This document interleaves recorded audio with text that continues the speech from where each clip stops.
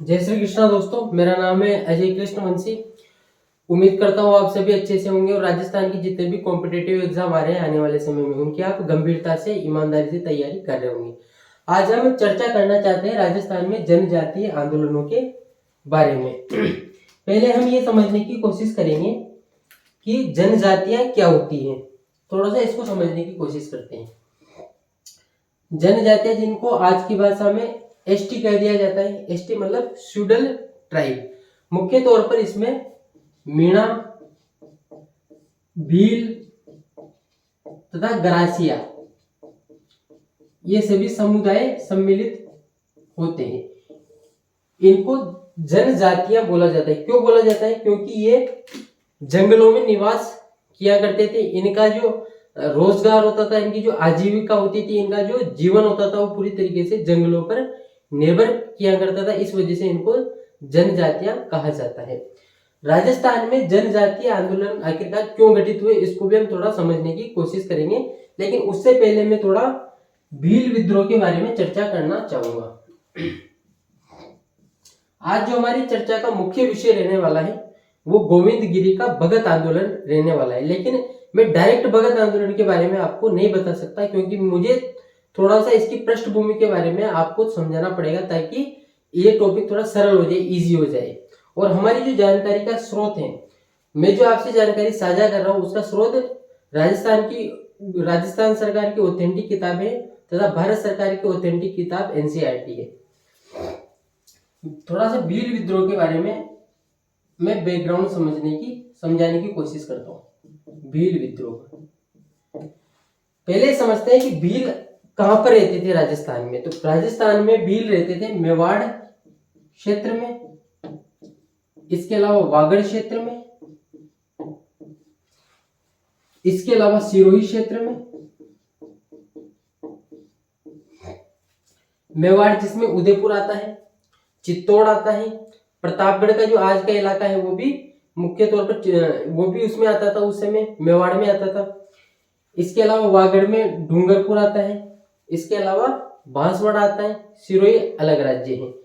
इसके अलावा ये सूत सूत एक रियासत है जो कि गुजरात में पड़ती है। इसके अलावा ईडर भी एक रियासत है दोस्तों जो कि गुजरात में पड़ती है। इसके अलावा मालवा जो कि मध्य प्रदेश में पड़ता है। यानी ये दोनों कहां पर है? गुजरात में। और गुजरात उस समय बंबई प्रांत के अंदर ही आता था। गुजरात का जो निर्माण है, अगर हम निर्माण प्रक्रिया को समझे तो 1960 में गुजरात अस्तित्व में आता है। उससे पहले ये बंबई प्रांत का हिस्सा हुआ करता था। मालवा जो कि मध्य प्रदेश में है। मेवाड़, वागड़, सिरोही, सूंत, ईडर, मालवा। इसके अलावा सूंत ईडर के अलावा एक विजयनगर भी हम इसमें ऐड कर सकते हैं। इसके अलावा एक दो और जगह हम ऐड कर सकते हैं जो कि प्रतापगढ़ से भी संबंधित हैं। सूंत और ईडर ये गुजरात से हैं, मालवा मध्य प्रदेश से हैं।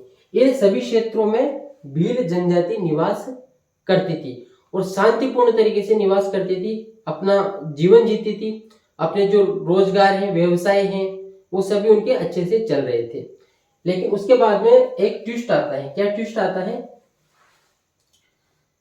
सन 1818 में राजपुताना की जो रियासतें हैं उनके साथ ब्रिटिश ईस्ट इंडिया कंपनी की संधियां हो जाती है। तो उसके बाद में स्थितियां थोड़ी चेंज हो जाती है। हम उनकी भी चर्चा करेंगे, लेकिन पहले ये समझने की कोशिश करते हैं कि भीलों की पहले क्या स्थिति हुआ करती थी सहायक संधियों से पहले।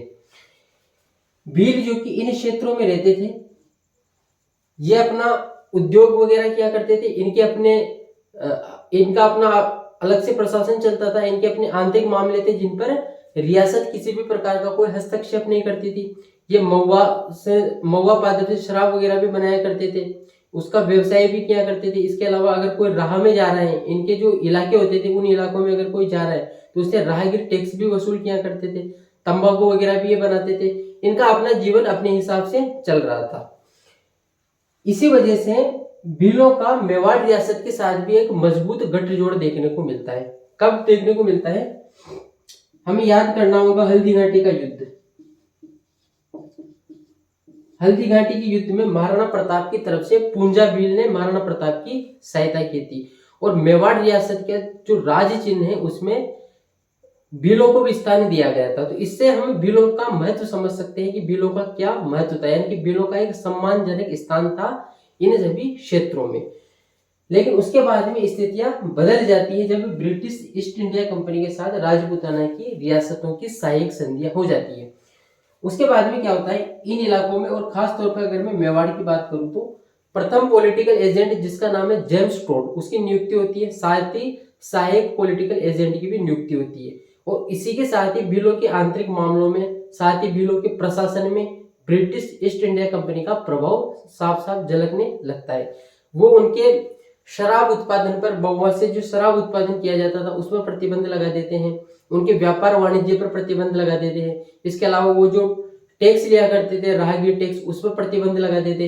इसके अलावा भीलों के जो बहुत सारे आंतरिक मामले थे, जो भीलों की एक सामाजिक व्यवस्था बनी हुई थी, उसमें भी अंग्रेज ब्रिटिश ईस्ट इंडिया कंपनी हस्तक्षेप करने की कोशिश करती है। उसी के कारण भीलों में असंतोष व्याप्त हो जाता है। उसी के कारण भीलों में असंतोष व्याप्त हो जाता है और यही भील विद्रोह का मुख्य कारण बनता है। इसको और थोड़ा अगर हम समझे तो विस्तार में थोड़ा ऐसे समझ सकते हैं, भीलों ने अपने आंतरिक मामलों में, अपनी सामाजिक व्यवस्था में, अपने प्रशासन में अंग्रेजों के इस प्रकार के हस्तक्षेप को कतई स्वीकार नहीं किया और ये भील विद्रोह का मुख्य कारण माना जाता है। इसके अलावा अंग्रेजों ने क्या किया, सन 1841 में मेवाड़ भील कोर की स्थापना की, क्योंकि भीलों पर नियंत्रण स्थापित करने के लिए। और ये भी भीलों पे एक तरह का, ये भी भीलों के लिए एक तरह की समस्या हो गई, क्योंकि पहले उन पर इस प्रकार का कोई भी नियंत्रण नहीं था, इसके अलावा कोई हस्तक्षेप नहीं था। लेकिन अब मेवाड़ भील कोर की जो एक सैनिक टुकड़ी स्थापित कर दी गई, और वो सैनिक टुकड़ी कहाँ पे स्थापित की गई, खेरवाड़ा में स्थापित की गई। और खेरवाड़ा कहाँ पे पड़ता है, उदयपुर में पड़ता है, जिसकी चर्चा हमने सन 1857 की क्रांति के दौरान भी की थी। तो इस प्रकार इन सभी कारणों से भीलों में असंतोष व्याप्त हो जाता है, क्योंकि उन पर नियंत्रण लगातार स्थापित किया जाता है, उनके आंतरिक मामलों में हस्तक्षेप होता है, जो कि भील विद्रोह का मुख्य कारण बनता है। अब हम समझने की कोशिश करेंगे राजस्थान में कौन कौन से भील विद्रोह घटित हुए। तो मुख्य तौर पर राजस्थान में दो भील विद्रोह का जिक्र होता है, एक गोविंद गिरी का भगत आंदोलन तथा मोतीलाल तेजावत का एक ही आंदोलन। लेकिन आज की इस सेशन में हम गोविंद गिरी की भगत आंदोलन के बारे में चर्चा करना चाहेंगे।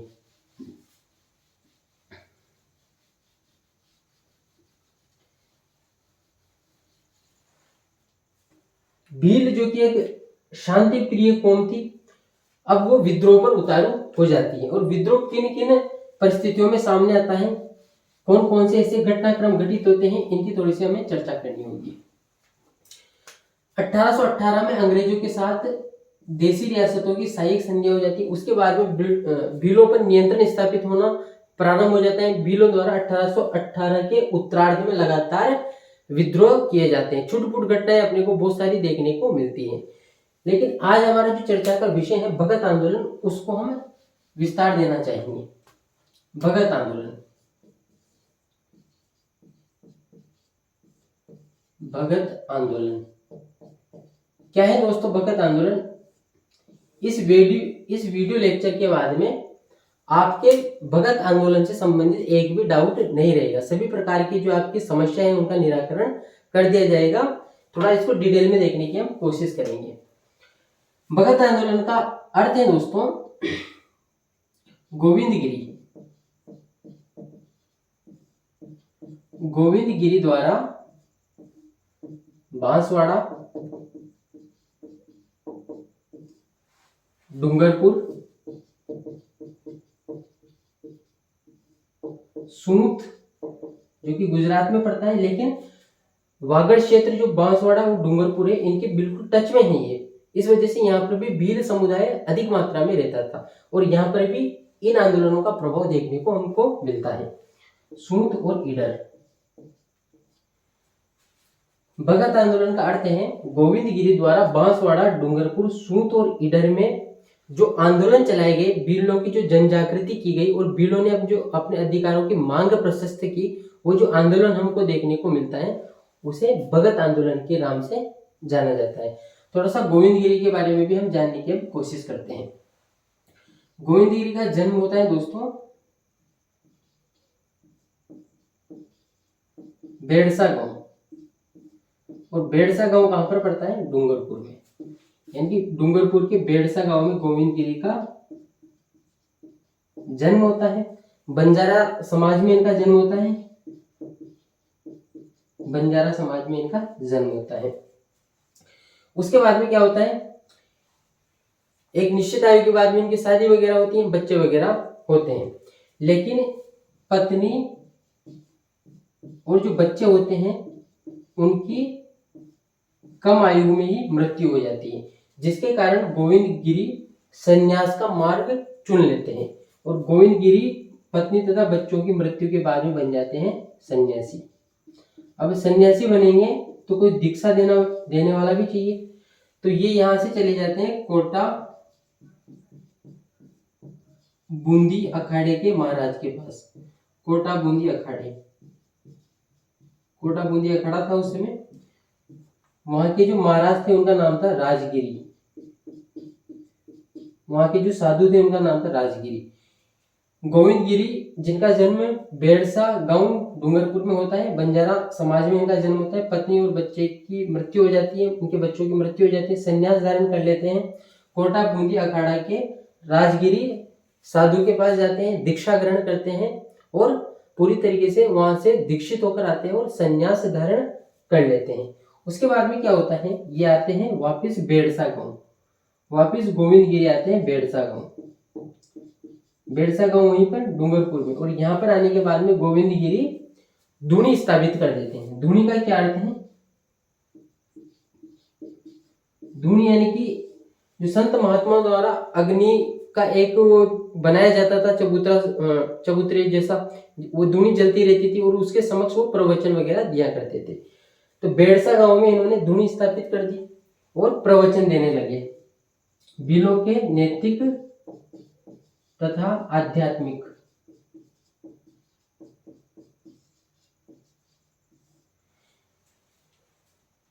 राजगिरी महाराज से दीक्षा प्राप्त करने के बाद में बेड़सा है, बेड़सा आके इन्होंने धूनी स्थापित की, अपना ध्वज जो कि सफेद रंग का ध्वज था वो स्थापित किया।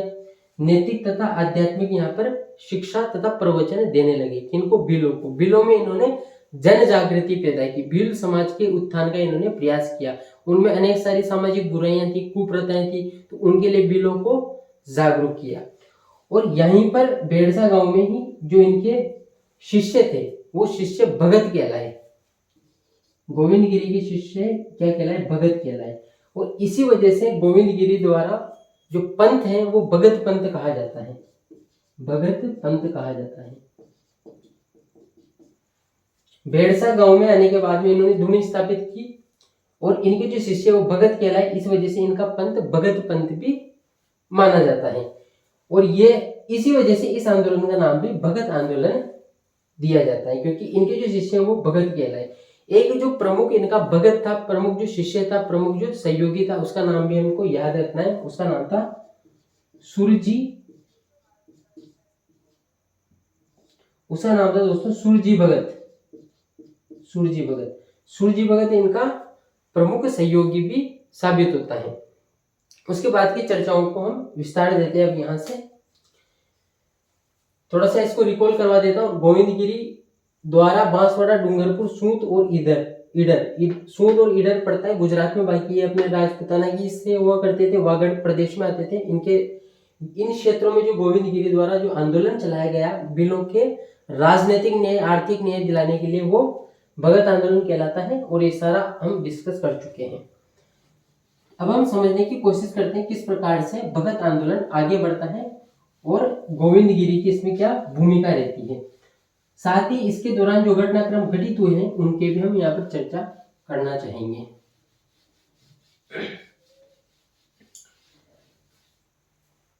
इतना अगर आपको समझ में आया हो तो एक और चीज मैं यहाँ पर डिस्कस करना चाहता हूँ। जब ये धूनी वगैरह स्थापित हो गई थी, उसके बाद में सन 1883 में गोविंद गिरी द्वारा संप सभा का गठन किया गया, संप सभा स्थापित की गई। संप का अर्थ होता है प्रेम, सद्भाव, फ्रेटर्निटी। यानी कि गोविंद गिरी द्वारा 1883 में संप सभा का गठन किया गया और संप का शाब्दिक अर्थ होता है प्रेम, भातृत्व, फ्रेटर्निटी। इस संप सभा के द्वारा भील आसपास की जो भील है वो इकट्ठे होना प्रारंभ हुए। उनके जो आपसी मामले होते थे उनका समाधान इन संप सभा के द्वारा किया जाता था। उसके बाद की परिस्थितियों पर बात करते हैं। 1903 ईस्वी में, सन 1903 में संप सभा का प्रथम अधिवेशन बुलाया गया था। संप सभा का प्रथम अधिवेशन कहां पर बुलाया गया था? जगह अपने को ध्यान में रखनी है क्योंकि जगह आगे भी चर्चाओं में महत्वपूर्ण साबित होने वाली है। 1903 में संप सभा का प्रथम अधिवेशन बुलाया गया और ये बुलाया गया मानगढ़ पहाड़ी।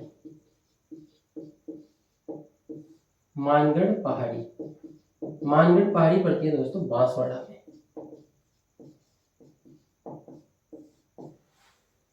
सन 1930 में संप सभा का प्रथम अधिवेशन मानगढ़ पहाड़ी बांसवाड़ा में बुलाया गया। इस दौरान आसपास क्षेत्रों के बहुत सारे भील इकट्ठे हुए, जैसे कि बांसवाड़ा की भील, डूंगरपुर के भील, सूंथ और ईडर जो इलाका गुजरात में पड़ता था वहां की भील, मालवा की भील, आसपास के भील इकट्ठे हुए और उन्होंने अपनी चर्चाएं की कि किस प्रकार से अंग्रेजों द्वारा शोषण किया जा रहा है। इसके अलावा जो जागीरदारों द्वारा शोषण किया जा रहा है और भी बहुत सारी इस प्रकार की परिस्थितियां कि किस प्रकार से उनके आंतरिक मामलों में हस्तक्षेप किया जा रहा है। तो जो भगत आंदोलन प्रारंभ में नैतिक और आध्यात्मिक उत्थान के निमित्त प्रारंभ हुआ था, अब उसने राजनीतिक तथा आर्थिक दशाएं भी पकड़ना प्रारंभ कर दी। भील अब अपनी आर्थिक तथा राजनीतिक परिस्थितियों के लिए भी अब संघर्ष के लिए प्रेरित हो गए थे।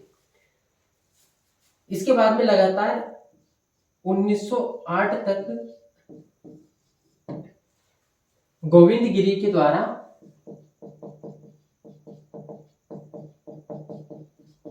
लगातार 1908 तक गोविंद गिरी के द्वारा भीलों में जन जागृति फैलाई जाती है। उनको अपने संघर्षों के लिए प्रेरित किया जाता है, उनको अपने राजनीतिक, आर्थिक, सामाजिक न्याय के लिए भीलों को प्रेरित किया जाता है।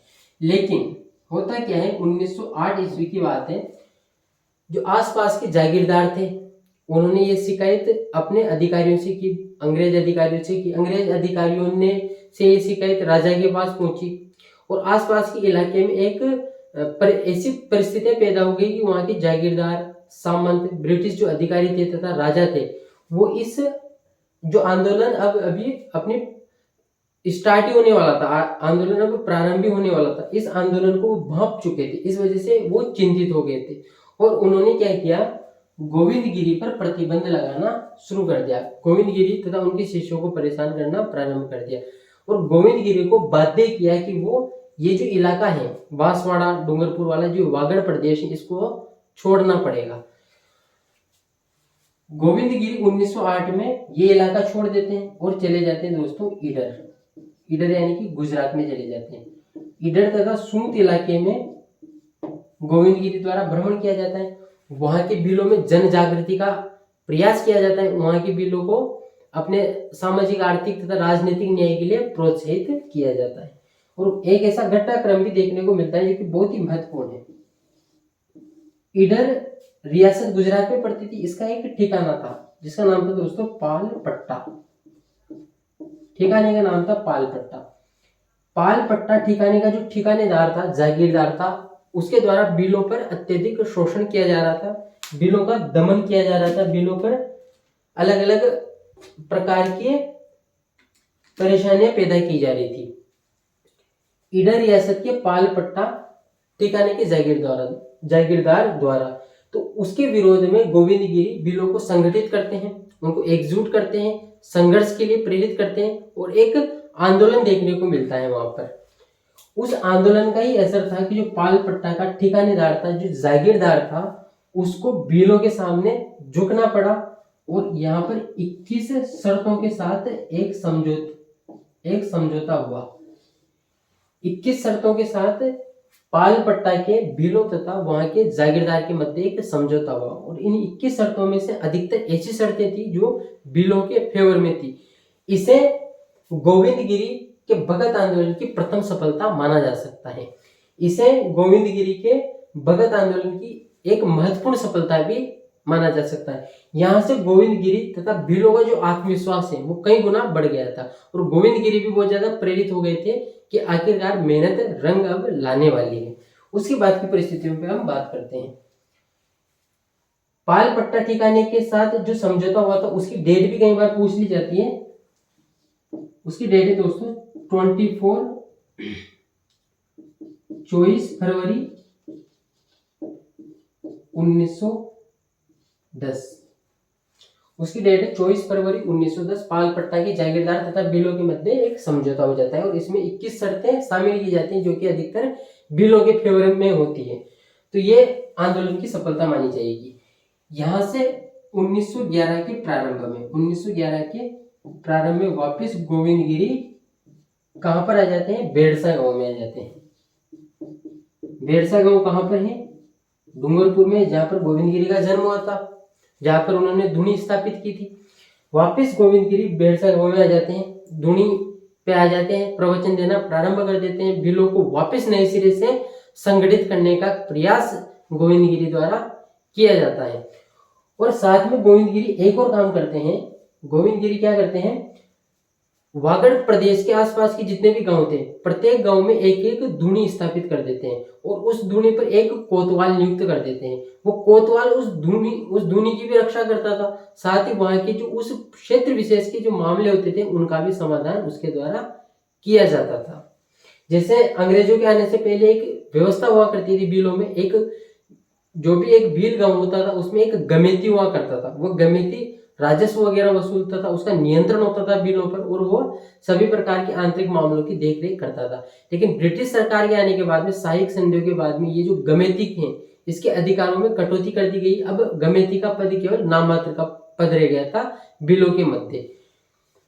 तो वापस गोविंद गिरी ने क्या किया? बेड़सा गांव में धुनी पर स्थापित किया, संगठित किया और आसपास के सभी गांवों में धुनियां स्थापित करना प्रारंभ कर दी। वहां पर एक एक कोतवाल रखा जो कि उन धुनियों की रक्षा करता था, साथ ही बिलों के आंतरिक मामलों तथा आपसी समस्याओं का भी समाधान करता था।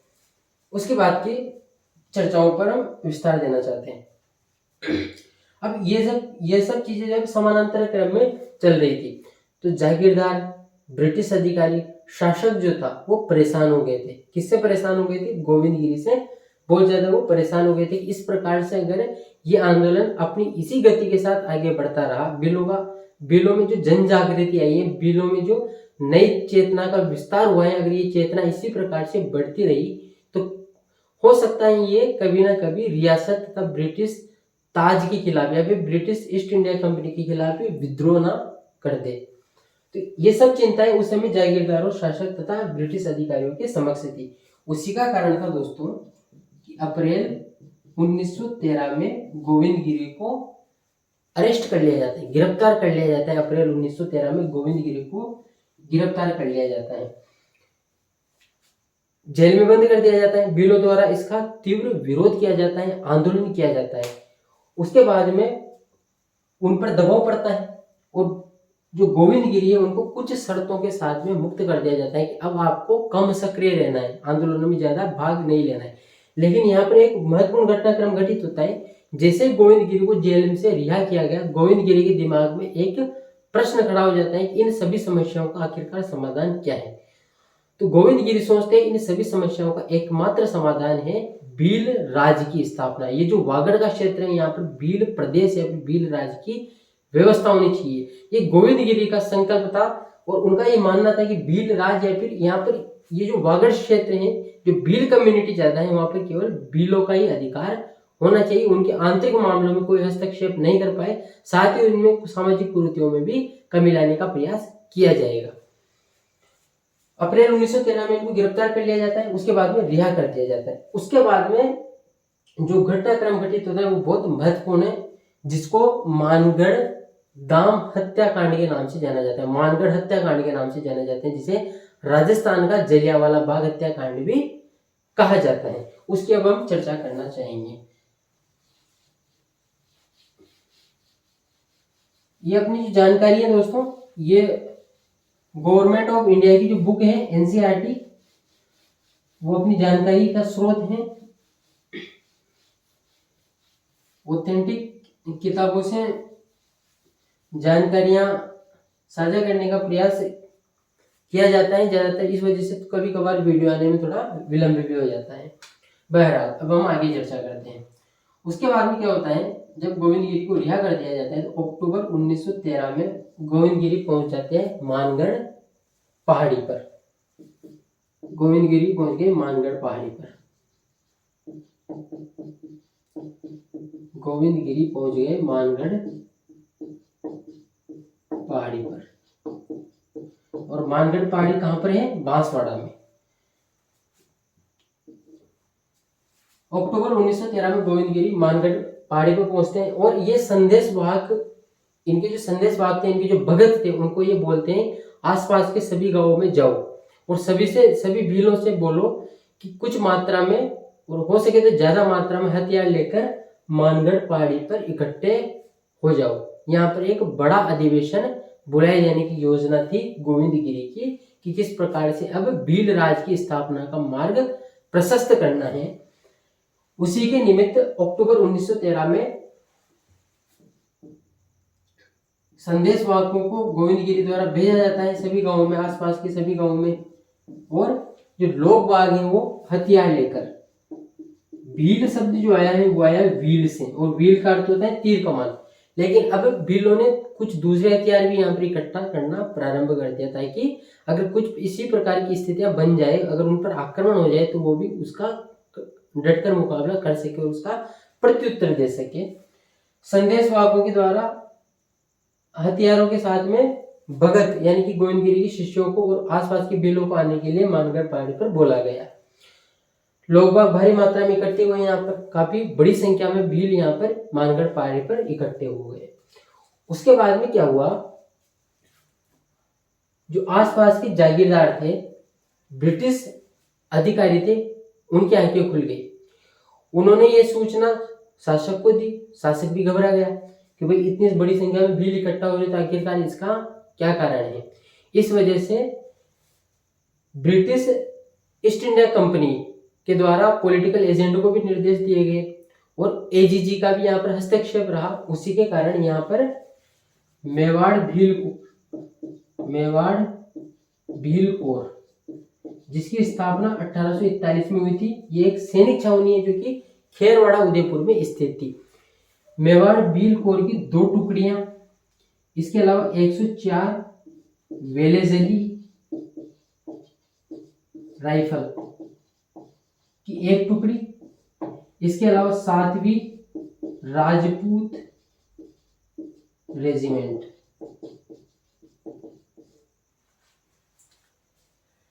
जब यहाँ पर हथियार लेकर बहुत सारे भील और गोविंदगिरी के भगत इकट्ठा हो जाते हैं, तब पॉलिटिकल एजेंट ब्रिटिश अधिकारियों द्वारा मेवाड़ भील कोर की 2 टुकड़ियां, 104 वेलेजली राइफल, 7वीं राजपूत रेजिमेंट को मानगढ़ पहाड़ी पर भेजा जाता है भील विद्रोह को या फिर भगत आंदोलन को कुचलने के लिए। होता क्या है, यहाँ पर जो ब्रिटिश अधिकारी होते हैं जो कि इस बड़ी सेना को लेकर आते हैं मानगढ़ पहाड़ी पर, ये सभी कार्यवाही 6 से 10 नवंबर के बीच की है। 6 से 10 नवंबर 1913 के मध्य की है, जब ये सैनिक टुकड़ियां मानगढ़ पहाड़ी को चारों तरफ से घेर लेती है और उसी के नीचे एक पहाड़ी थी जहां पर तोप बारूद वगैरह भी स्थापित कर दिए जाते हैं। उसके बाद में क्या होता है, इनके 2 नुमाइंदे, एक का नाम है दोस्तों यूसुफ खां और दूसरे का नाम है गुल मोहम्मद।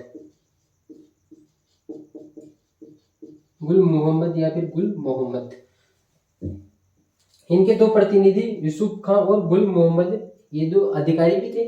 इनको मानगढ़ पहाड़ी पर भेजा जाता है। इनका ये प्रयास रहता है कि किसी भी तरीके से इस आंदोलन को शांतिपूर्वक तरीके से कुछ समझौतों के साथ समाप्त कर दिया जाए।